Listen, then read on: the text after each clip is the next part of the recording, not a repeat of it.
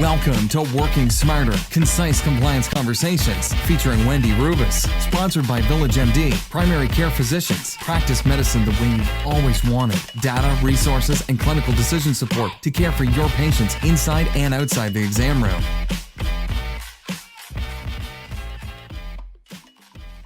Hi, welcome to Working Smarter. I'm Wendy Rubis, Village MD General Counsel.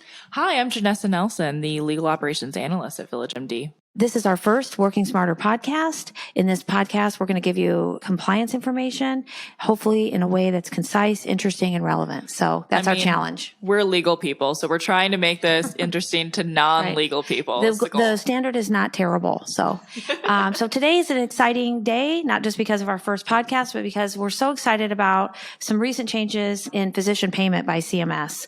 CMS every November releases a new physician fee schedule, a final rule.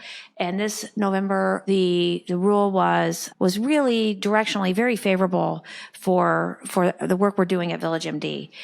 And when you read the rule, it's almost like they're reading right out of our playbook. They're talking about the importance of primary care, managing complex patients in primary care, changing documentation requirements. So it's very, very consistent with what we're all about here at Village MD. I mean, this would made really big waves, and I know that there's a lot of physicians who are worried about how this will impact their practice, so I think it's good to review them. Yeah, it's good. We're going to give you an overview today and know that there's a lot more help available. If you're working with Village MD, just reach out, and there's lots of things we're going to be reaching out to you about as well.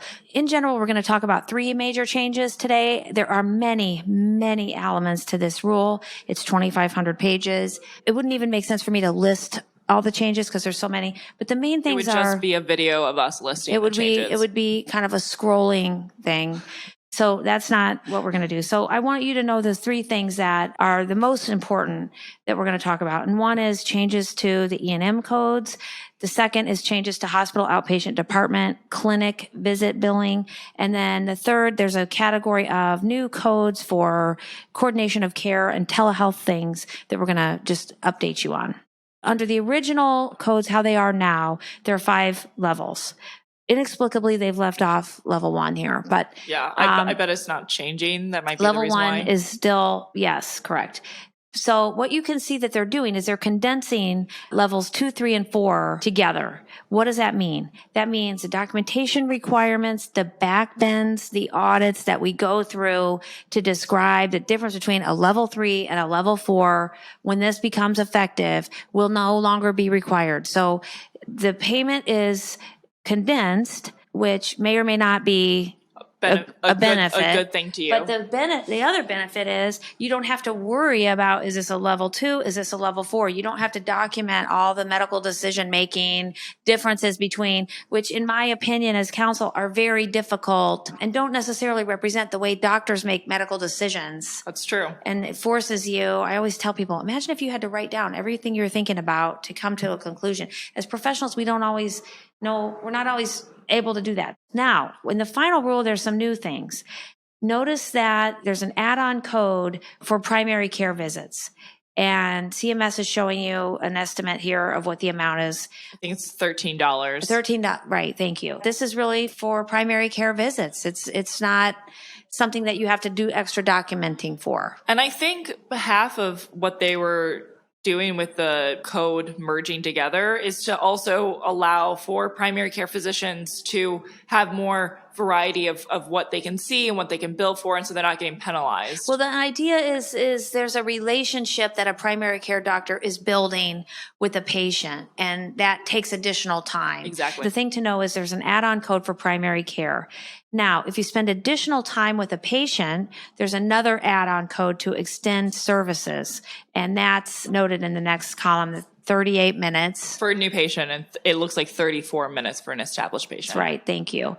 And so if you're spending additional time with a patient, that's a new code. And then you note here there's a current add-on code if you're spending 90 minutes with a patient, which is, I would imagine, quite rare. Yes. But that code remains. So that's the highest level.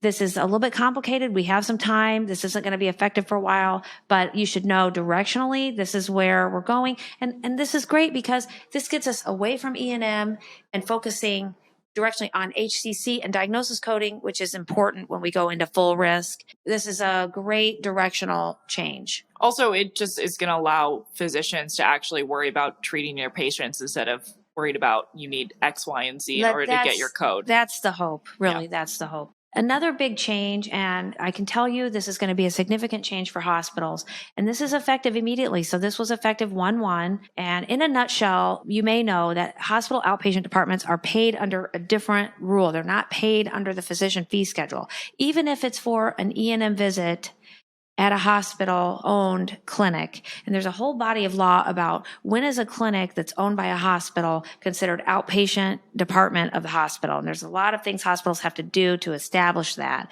But the bottom line is many times they do that, and that allows them to pay physicians more because they get paid more just right off out of the gate for being an outpatient department. And CMS has been doing a lot of data analytics on this, and there's a lot of information they've gathered. They've been requiring hospitals to submit additional codes so they can measure the cost of this. They've done a lot of groundwork. They've been signaling for many years that this is all going to change. And what we're seeing as of 1/1/19, 30% reduction. Yes. Yes. It's drastic. And as of 2020, an additional 60% reduction. These are big numbers, they're going to cause hospitals to have to evaluate, of course, their strategy in employing primary care doctors. Now, of course, this isn't the procedure codes. This is just for the E&M clinic physician visits. But there are other changes happening with procedure codes outside what we're going to talk about today. But it's important for Village MD primary care doctors to know this is very much supportive of the decision to work with Village MD. Yeah, and it's helping out all the independent primary care physicians who aren't necessarily aligning directly with the hospital. That's exactly right. You know, Janessa, there is a meeting here going on of all of our leaders. Wouldn't it be great if we could let's see if we can get someone to give us their impression of what these rules are. Yeah, I think we should probably go talk with Tim Berry, our Let's see if we can find Tim. Yeah. I'm here at Village MD headquarters, and they happen to be having a meeting of leaders today. Maybe we can get a reaction to these changes. Let me see if I can grab Tim Berry. He's the co-founder and CEO of Village MD. Hey, Tim, do you have a minute to talk to us about the CMS payment reform? Hey, Rubus. Sure, I'd love to. We've been talking about the changes to the E&M payments and the documentation burden reduction. What is your impression of these changes? At Village MD, we have some really smart people who are analyzing the impact. But overall, I think it's fair to say that's a great time for physicians to align with Village MD. These changes validate our belief that primary care docs play the most critical role in changing healthcare delivery, reducing some of the burden of the documentation, and helping us move from the days of volume into a framework of value. What do you think of the hospital outpatient department reimbursement changes, Tim? I know it's going to be painful for a lot of hospital systems, but with that said, Village MD is working with a number of health systems and talking with many others about how to support their primary care practices. In general, these rules emphasize the importance of primary care in the community, and we are, of course, very supportive of that change. That's great, Tim. Thanks so much. Do you have any final thoughts? I'd say it's a good time to be a primary care doc in this country and a great time to work with Village MD. Thank you so much for your time, Tim. So great to talk to Tim. I always love hearing his view. I wanted just to mention for everybody, these changes are big. And when the government makes big changes, they understand people need time to adjust. So what we're seeing, if you're watching along, is some guidelines on when these become effective. So the E&M payments are effective 2021. Along with that is the primary care add-on that happens at the same time. Hospital outpatient, as I said, right away, but it's scaled up. It's phased up. Some of it's now. There's other new codes for physician care coordination for telemedicine, and those are all effective immediately as well. Yep. As of right now, it's a great time to be working with Village MD. Lawyers and marketing, I don't know. It's a little marketing. Speaking of marketing. Speaking of business and marketing. Because everybody's here, let's see if we can grab Paul. I love hearing his opinion. Yeah. It's hard to get him because he's always on the move, but maybe we can grab him and sit him down for a minute and hear what he has to say about this. Perfect. Oh, here's Paul Martino. He's Village MD co-founder and chief strategy officer. He's always on the move talking to physicians across the country as Village MD is growing. Let's see if we can catch him. Hey, Paul, do you have a minute? You know me, Wendy. A minute can be 30 seconds or 10 seconds. Well, if you have just a minute, we're here today talking about the new final CMS rules on physician payment and hospital outpatient department reimbursement. It's hot off the press from CMS. You're right, it's hot off the press. This is big news in healthcare. Let me tell you, if you put yourself in the position of a physician, these guys are just trying to think about what's happening in their world. They're trying to rethink their strategies. They're not sure exactly what's happening. And this is where they could really use the help of somebody like Village MD. It's got to be one of the biggest changes I can remember since I've been practicing. And the changes are so closely aligned with the work that we've been helping physicians prepare for. What is your opinion, Paul, of these changes? So I'm just coming up the learning curve on them myself, and I have to say that this is a big deal. My opinion is the guys at CMS that are thinking about these changes, these are smart people, and what they're really trying to do is they're trying to help physicians go back to what they're really good at, which is taking care of their patients. They want to reduce the burden of paperwork and documentation and really get about taking care of patients. So I think it's a good strategy and a smart one by CMS. All right, Wendy, you can see my phone is ringing here. It's time for me to go. Keep going, keep going. Thanks for joining us, Paul. We hope to catch you again. Paul is a whirlwind, isn't he, Janessa? He's going 100 miles an hour. But it's great that we could catch him. I mean, there's a million things that are on this new rule. So we're just going to cover a couple more just reinforcing. Things. So yes, we said there's an add-on time for the primary care. We also mentioned the extended visit. Just a note about the coordination of care. There are new codes in this rule for time that you spend talking to other physicians. And there's a number of codes and they have to do with the number of minutes. So the idea is this recognizes that if you have complicated, complex patients, a big part of making sure they're well and healthy and safe is talking to the other specialists that are on their case. And so this will allow you to bill. Now, the downside of this, as I was talking to because I was like, this is great. And then I was talking to other people and they said, well, the patient is going to get a bill.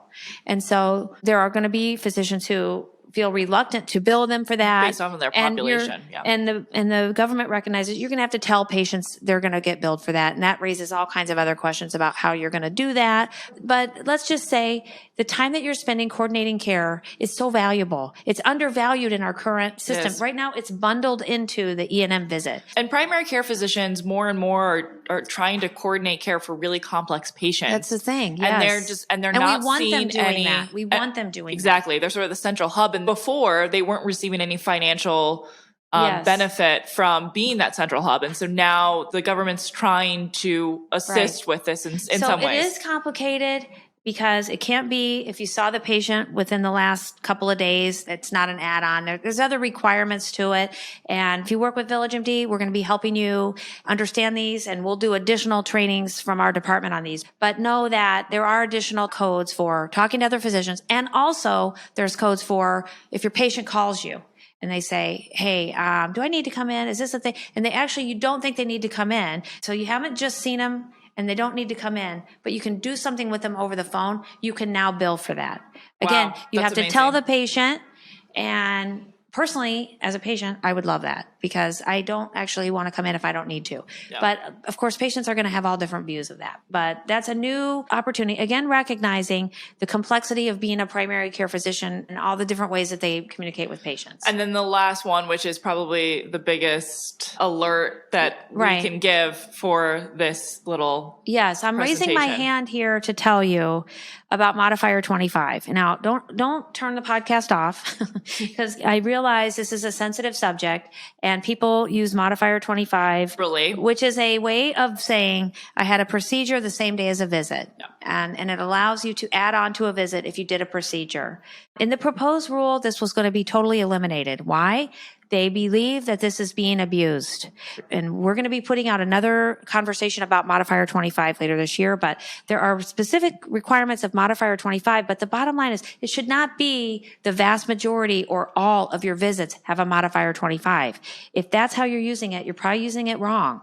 And so what they're doing is they're signaling here that enforcement is a priority for Modifier 25. And in fact, we know that there are probe and educate letters going out to people on overuse of Modifier 25. So they did not eliminate it in the final rule. They've scaled that back, but it is a warning to everyone to take a look at your usage and make sure you're using it right. So that's the only little negative thing. So we just have some key takeaways just to take something with you as you leave and go back to your patients and your practice. We always like to leave you with one page. If you zoned out and you don't remember what we said, or if you just want to have something to share with our Working Smarter podcast, we always leave you with one page. This is what you need to know. We won't read this to you except to say, remember that E&M codes are changing 2021. So you're going to need to know how to do that. So we're going to be working with our physicians, but just know you're going to need to get ready for that. There are also new codes for care coordination. There's some new codes for telemedicine. If you're using Modifier 25, be careful. And as always, it's a great time to be working with VillageMD. Thanks for tuning in, and we hope to talk to you about these topics again sometime soon. Thank you to our sponsor, VillageMD. We hope you will join us for future concise compliance conversations.